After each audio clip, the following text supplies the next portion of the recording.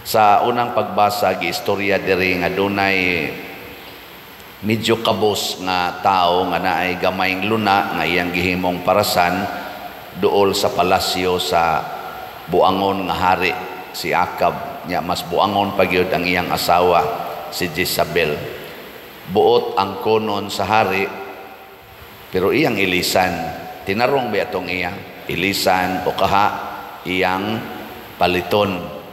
Pero tungod lagi sa sentimental value o sa kultura nila nga kabilin to sa iyang ginikanan, nga sinabot nagtuo sa Ginoo nga niingon ang Ginoo nga ayaw ni ibaligya ang mga sinunod nimo sa imong katigulangan kay mao man ay ila ditong pagtuo. Hantod karon naa pa manggani ng pagtuoha nga ayaw yung ibaligya ang sinunod nimo nga kabtangan kay masuko tong katigulangan. Nakakuan mo ana? Na klaro ana inyo mga naong hapon. Onya di man musugot naguol og nasuko si Akab. Ang gibuhat ni Jezabel gigamit niya ang gahom sa hari. O kung sa may gahom sa hari, pasanginlan o dautan nga pasangil sinabot diha sa publiko aron mahukman nga patyon, batuon o patyon. Nigamit ra sila mga bugoy, duha ra kabuk bugoy kay duha ra may kinahanglan nga musaksi batok sa usa ka tawo. Ug tuod man napatay gyud si Nabot. Nya pagkamatay na ingon dayo Jezabel, ato kuhaan natong parasan, patay na mas Nabot. Kamo pay naas lugar ni Nabot unsa man inyong ibaligya or magpakamatay mo.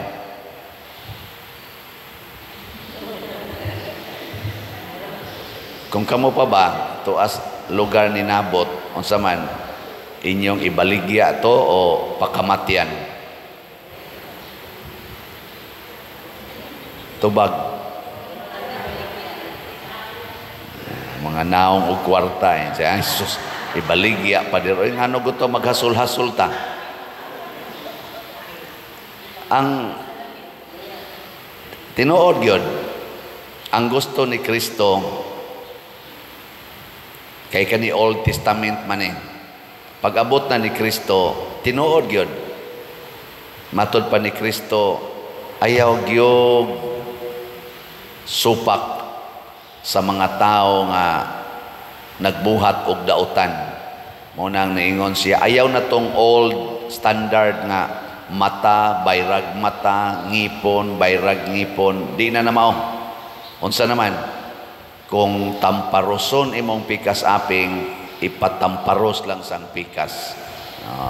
Mo na gustong Kristo ha. Kung dunay mukihan nimo kay ilogon imong kamisin, ayaw na pakiglalis, ihatag ang tanan, apil na ng kamisa dentro.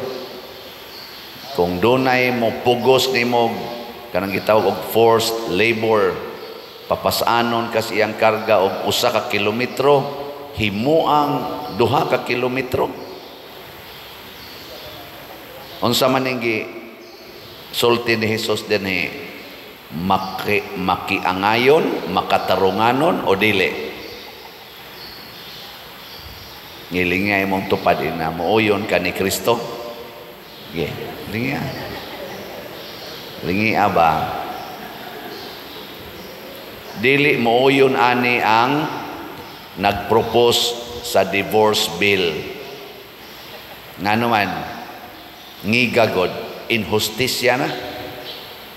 Pero ngano ka nga mao man gisugo ni Kristo nga unta ni claim man gid siya, I am a just God. Just God. Ni anhi ko kay akong ipatunhay ang hustisya sa kalibutan. Nya hustisya din yang gitudlo. Sa inyong paminaw, hustisya o inhustisya? Sama mo, nangamatay na mo diya. Ay, maora ba ni hinungdan nga dili kita ganahan mo sunod sa Ginoo totally. Ang ato yung isultis Ginoo no, depende. Mao na patay kita diha kung depende na ang atong hisgutan. Kinsa dinhing asawaha o bana nga mosugot lag sigihag tamparos, taas ang kamot.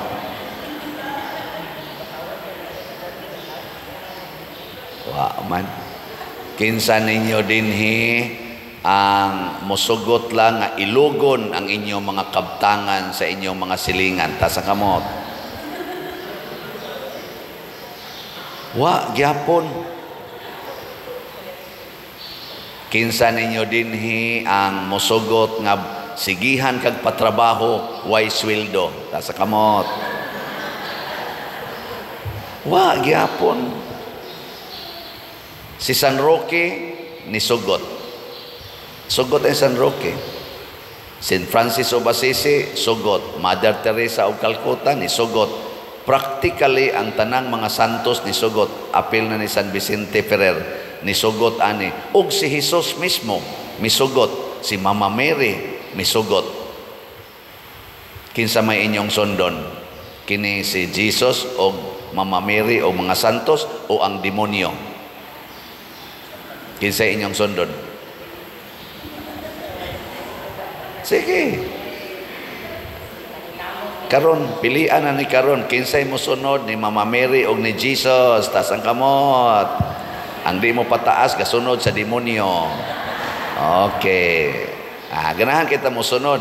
Kinsay mo sugot nga ilugon ang tanan ninyong kabtangan. Oh, wa. Si Mama Mary, sus. Giilugan dili lang sa iyang kabtangan, hasta iyang anak gipugos og kuha gikaniya og gipugos pagpatay, pinaagis paglansang sa cross ni sugot ra gyud Mama Mary. Sugot ra gyud siya. Si Jesus gibudhian sa iyang pinangga nga sulugo kauban si Judas, accuse pa siyang maayos mga tao nga iyang gitabangan, gipakaon niya to, multiplication of bread, iya pag itong giayo kasagaran, mga masakiton, mga giyawaan, mga bakol, mga buta, kusog na kayong moingon, ilansang siya sa cross, sugot ra sa Jesus, wag yun masuko Jesus, o moingon nga, kamo mga animala mo, mailang mo muduol nako nga, paayo mo nako, pakilatan ta mo mga buanga mo, iya ra jong sugot. Ngano man nga kusog man kaitang Moisés atong kamot inig-ingon mosunod ba mo ni Jesus ug ni Mama Mary. Nya ngano man di man ta mosugot kun ato nang puy-an ang kinabuhi nga gitudlo ni Jesus ug ni Mama Mary nga atong puy-an, ngano man. Ngano man? Ha? Tungod kay giyawaan ta. Giyawaan. The love of money is the root of all evils. Nahigugma naman tas kwarta, nahigugma naman tas atong kabtangan, nahigugma pud ta aning atong lawas nga lumalabay. Mao nang giyawaan nata. Ug ang yawa kusog kay siya karon panahona aron tintalon ta nga ang Ginoo pugso nato nga mo-adjust sa iyang standard. Di ra ba gini mausab ang standard sa Ginoo mga igsoon. Matod pa niya, matapos ang langit og yuta, pero ang akong mga pulong, ang ako mga balaod matuman gayod hangtod sa katapusan nga kudlit niini. Ayaw kumpiyansa. Nilingay mong tupad. Ina usbo ni nato atong standard. Ina usbo nato atong standard. Oh, kamo gani dinhi papaliton lang ganig slot, pila ra gid ng 500, pila ra gid ng 1,000, di gyud ka let go. Di gyud galisod gyud.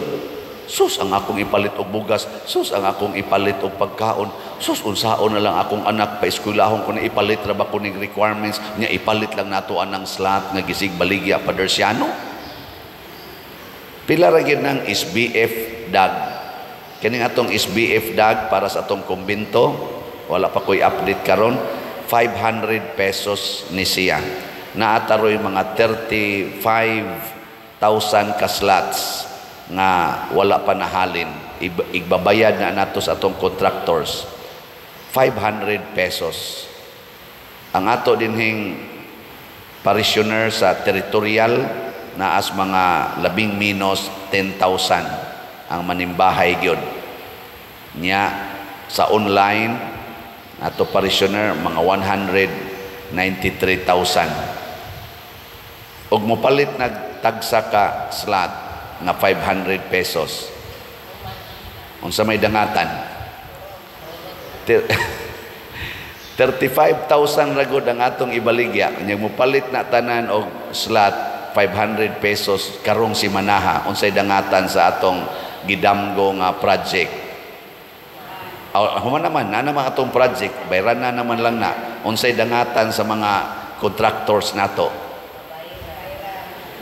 Porting lipaya kay mabayran man nato fully gid sila, di na sila maghuwat-huwat. Hibaw ko ang ilang mga dughan karon gasigig ingon nga kanusa ka mahurot og kahalin ang slot, unsaon na lang ning atong na spend nga mga materialis nga wa tay bayad.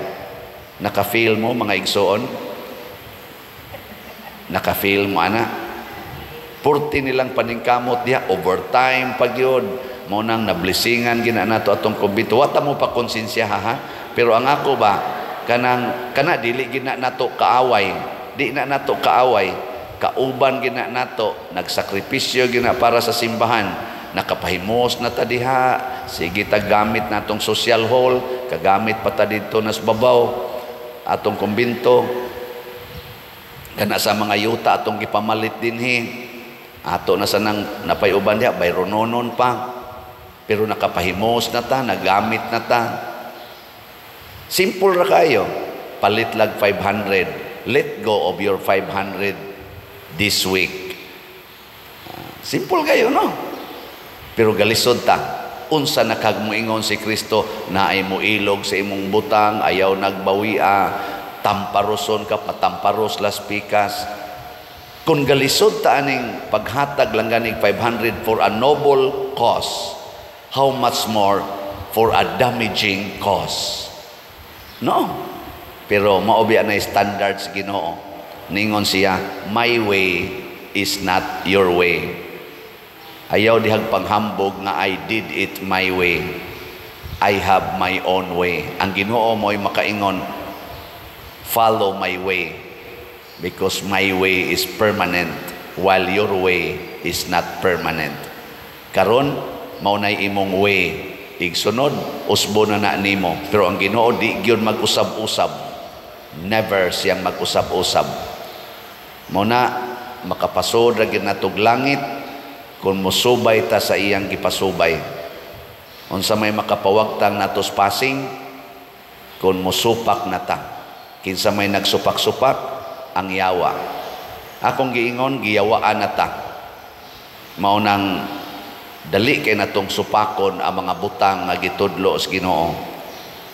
Unsaon man pag-exercise sa yawa nga ni anaro nato. Ngilinga imong tupad ina makigkuyog jud ka sa yawa. Imo ginang kuyugan ang yawa. Na ato mga lectors karon, salmista, mag-outing ni sila kay magkuan kuno sila sa to inyong buhata.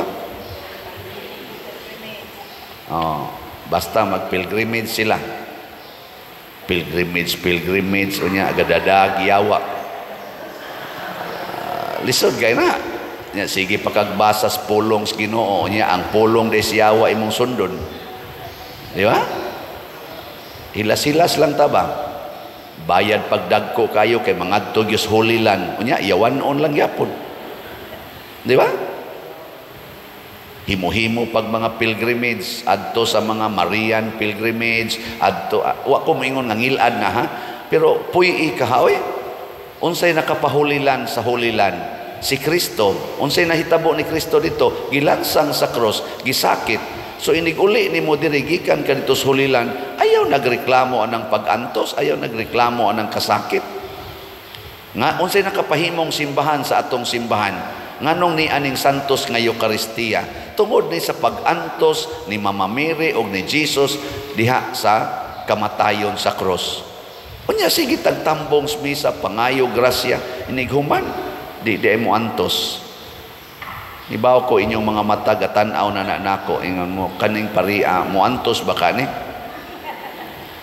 Aw di gid hinon tingali ko kapanghambog, pero moingon jud ko dugay-dugay na jud kong nagantos og baligyag slat ninyo. Sige sa kog antos aning pagpalit og slot. Ako sang gamayng stipend, ako sa nang ipalit og slot. Kada gyud semana mo palit yung kog slot. Ana, labing minus worth 5,000 pesos. Kada gyud semana. Di lang ni nako ingong panghambog, pero kanabang pag-litgo ba? Ang pag-litgo, nindot ba ya? Unsa may nahitabo sa sige na kung pakauaw aning baligya aning slot, nga gitawag na kurog slatter. Father Slaughter. Unsa may nahitabo? Malipayon kay ko, nakatabang tas Kapilinya di Fatima, nindot na kaing Kapilinya di Fatima. 3 million na lay kuwang sa atong palitonon. 3,000 ka-slots na lang ang atong palitonon, pero nindot na kaing Kapilinya di Fatima. Without our slots, di gina mubarog ang Kapilinya di Fatima. Pakpakan na to ang mga slaughters. Di ba? Kadaghan sa nahitabo nga mga nindot dinhi sa atong parokya. Tan-awa ni ang palibot sa atong parokya, purti ng nindota tungod gyapon ni sa atong mga slat-slat. Pakpak gyapon. Pero kamong wa na mo palit og slat. Basig mag-anam nagkabati ang inyong kinabuhi. Basig mag-anam na sa kangilad ang inyong mga batasan.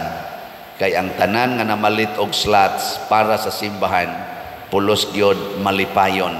Ang ilasang pamilya nahimong malipayon, nangausab ang tanan sa ilang kinabuhi gikan sa bati ngadtos nindot, og ang nindot nahimong labing nindot. Mao nay nahitabo ang ato sang mga simbahanan og ang ato dinhing simbahan. Nakahimo ta ni mga balay, 89 ka balay ang atong nahimo, na ay naghilak-hilak dinhing ni anhi pader, nasipyat lang yun mi nga wa mahimo ang among balay. Palihog in taon pader kay perti na ginamong lisura, gidemolis pa gyud mi didto sa among gipuy ang balay, karon ni ana lang mi aning payag nga giatupan og buli. Pero apil ta to sa atong kuan sa una, mo na akong gi-instructan si William ato ning trabahoon, sumahimo gid ning 90 ka balay ang atong mahimo. Ato na lang gining himuon kay apil man ta to sila sa una, pero doon na lay gamayng technicality. Karon kay na demolish naman gid sila, mao nang ato na lang gyud silang tabangan. Mura mamugwa malipay. Unya wa pa nay labot dinis atong nahimo. Ngano man tungod kay dunay daghan nato mi-let go anang ilang gugma sa bahandi sa kalibutan. Unsaon man ning bahandi sa kalibutan, ipaambit alang sa tanan. Dili nato tigobon para sa kaugalingon. Dili sama ni Akab katong hari nga buangon og sa iyang asawa nga si Jezabel, nga hasta iyang silingan nga simple in taong kinabuhi. Ang kunon pagyud ang iyang kabtangan niya, patyon pagyud aron lang gyud maangkon, porte na gyung salbahisa, dako na kayo ang iyang gingharian.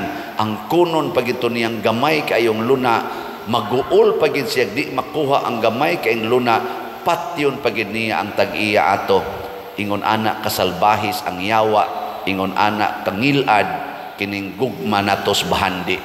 Karon naggubat Russia, Ukraine, Israel, Hamas, China against nato dinhi sige ng tension tungod lang gid anang kabtangan, tungod lang gid anang teritoryo, tungod lang gid anang yuta o tubig nga dili kitay naghimo. Ang naghimo ang Ginoo, ang naghatag ang Ginoo. Kung wag tangon is Ginoo ang tanan, wa na tay ilugan, muratag mga buang nga niya man untay siging hatag nga Ginoo, di na to ilhon, pero gailog tas iyang hinatag hangtod na lang noon nga mga daot atong kinabuhi. Kamo, tanawan ang inyong mga pamilya karon. Puyra lang ninyong mga buutan. Nganong nangabungkag man na, nganong wa naman mo magtinagdanay sa imong mga igsuon, human namatay inyong ginikanan.